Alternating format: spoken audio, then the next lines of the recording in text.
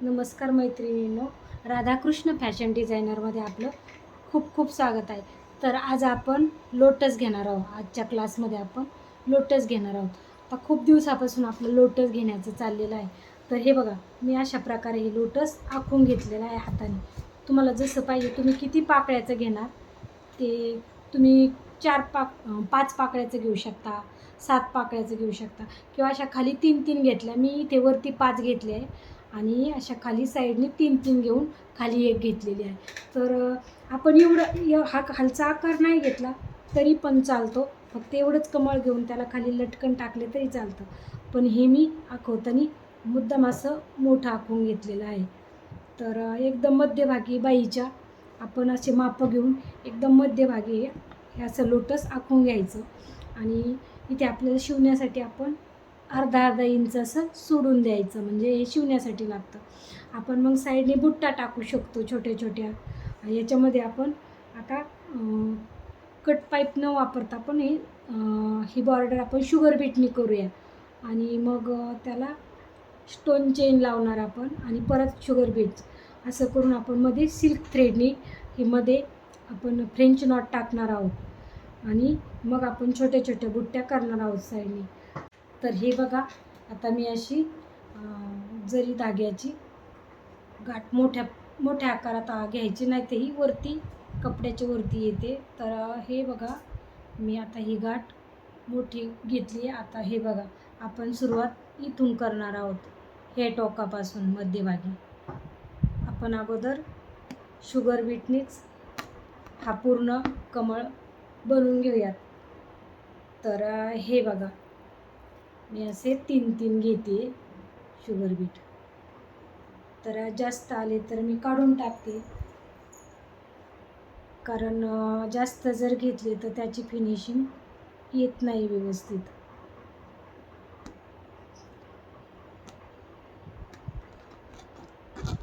हा एकदम असा पक्का असा धागा असा जोरात ओढून घ्यायचा, मग तो पॅक होतात मोती. नाही तर असे ढिल्ले राहिले ना तर ती फिनिशिंग व्यवस्थित येत नाही. तर हे बघा, मी 3-3च घेते. 2-2 याने पण छान येते, पण मी 3-3 घेते. आता जास्त प्रॅक्टिस झाल्यानंतर तुम्ही पण 3-3 घेतले तरी चालतात. तर हे बघा, हा हे मोती अजिबात हलत सुद्धा नाही.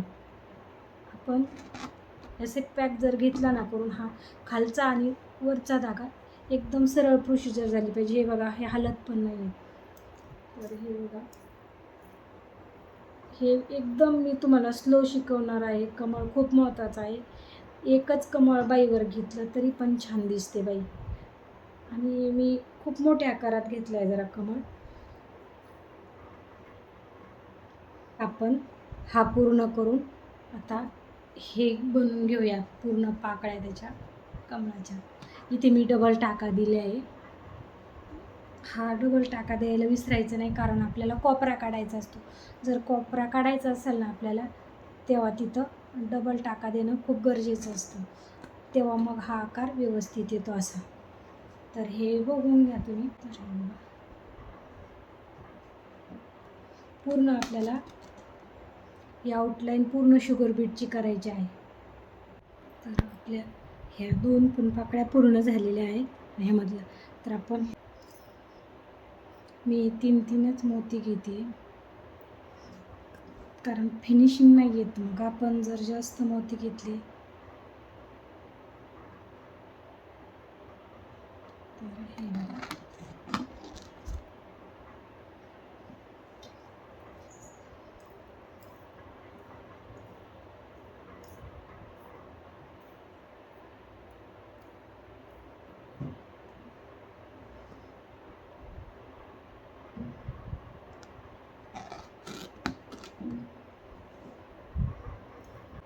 तर आपल्या पाकळ्या आता जवळजवळ पूर्ण होत आलेल्या आहेत. आता आपण खालच्या पाकळ्या करून घेणार आहोत.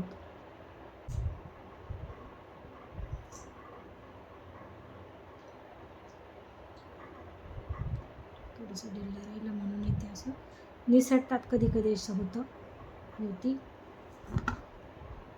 हे आवळून घ्यायलाच लागतं आपल्याला.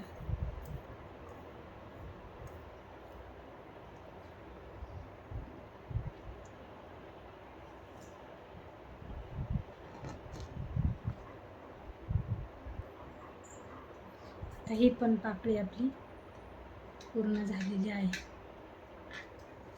तर आपण आता खालच्या पाकळ्या पूर्ण करूयात, तेव्हा मग हे एकदम सुंदर दिसेल. आता हे बघा, हे कसं दिसतं. हे पूर्ण झाल्यानंतर आणखीन आता आपण अगोदर ह्या बनवून घेऊयात. आपण ह्या मोठ्या पाकळ्या घेतलेल्या आहेत आणि आता हे खालच्या आपण छोट्या घेतल्यात. तर खालच्या पण आपल्या ह्या छोट्या पाकळ्या पण पूर्ण झालेल्या आहेत. तर आपण आता ह्याच्या मध्यभागी पहिले आपण म्हणजे स्टोन चेन लावणार आहेत, नंतर परत शुगर बीटचा राऊंड देणार आहोत. हे फार सुंदर दिसतं आणि त्याच्यामध्ये आपण म्हणजे फ्रेंच नॉट टाकणार आहोत आणि खाली आपण सिल्क थ्रेडने भरून घेणार आहोत. तर आता आपलं हे जवळजवळ होत आलं आहे. खालच्या छोट्या पाकळ्या पण झाल्या आहे, एकच राहिली आता. तर हे बघा,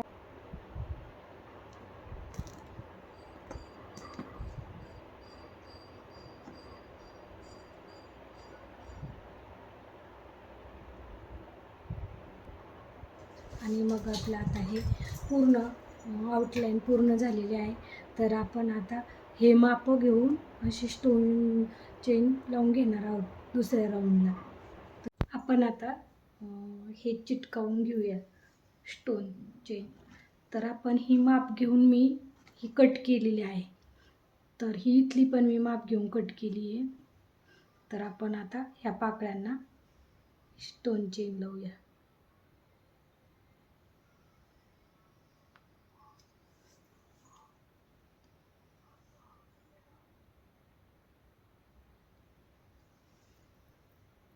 स्टोन चेन चिटकवलेली आहे.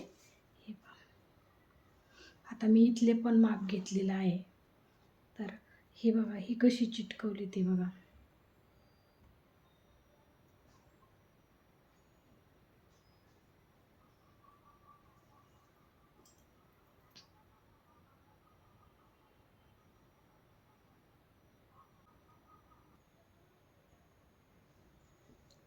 तर आपण ह्या दुसऱ्या पाकळीचं पण गमनीही स्टोनलेस चिटकून घेतलेली.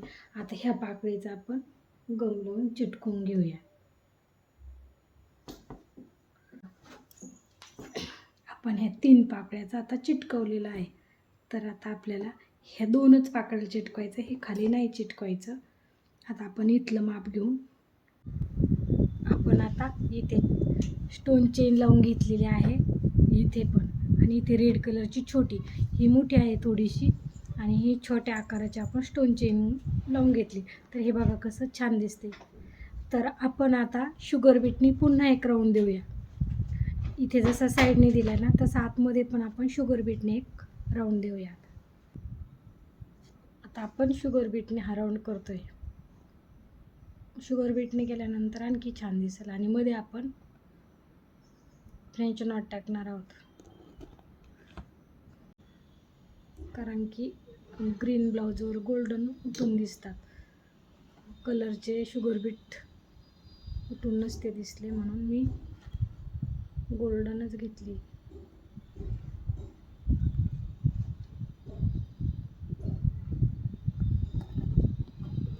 इथे लॉक करूया आपण आणि मग हरवून घेऊ.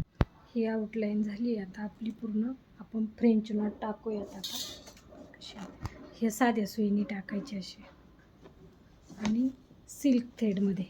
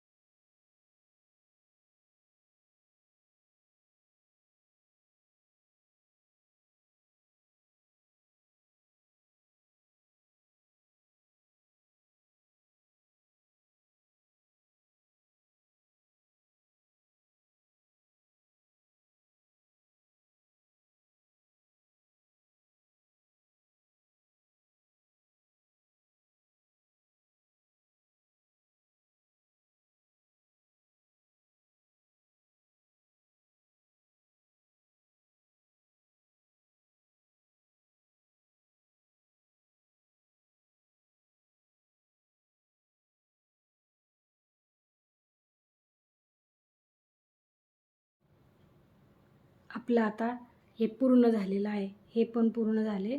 तर आता आपण पिवळ्या कलरच्या सिल्क थ्रेडनी हे पानं भरतो आहे. तर आता आपले 3 पानं भरायची राहिली. तर आपलं मग हे झाल्यानंतर लोटस पूर्ण झालेला आहे. तर आपण इथे लटकन पण टाकू शकतो किंवा मग इथे बॉर्डर करून घेऊ. तर बघूया आपण हे कमळ पूर्ण झाल्यानंतर कसं दिसतंय ते. तर हे बघा, आता आपण हा सिल्क थ्रेड कसा भरतोय.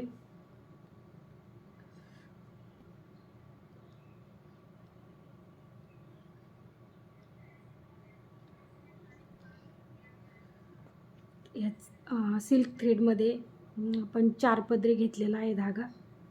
जर आपण जास्त घेतला ना धागा तर गुंता होण्याची शक्यता असते.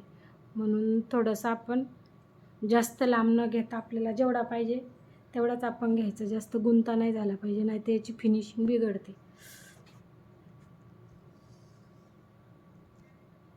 एकदम हळूवार करावं लागतं हे सिल्क थ्रेड भरताना.